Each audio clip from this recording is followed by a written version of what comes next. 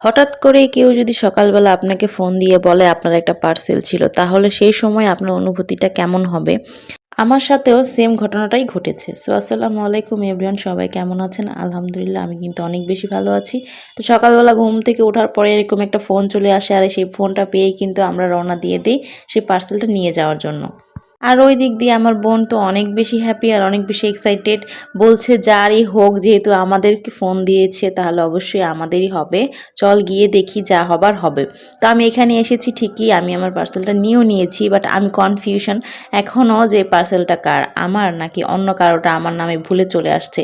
এখন আমি এটা কি নিব না নিব না, আমি সেটা ভেবে কনফিউশন হয়ে রাস্তার মধ্যেই দাঁড়িয়ে আছি।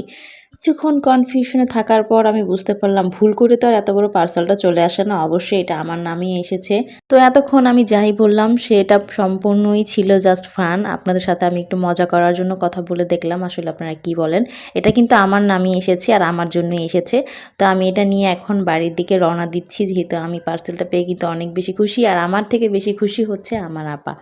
তো আমরা একটা রিক্সা নিয়ে এখন বাড়ি চলে যাচ্ছি। আপনারা সবাই ভালো থাকবেন আর আমাদের জন্য দোয়া করবেন। সবাইকে আল্লাহ হাফেজ।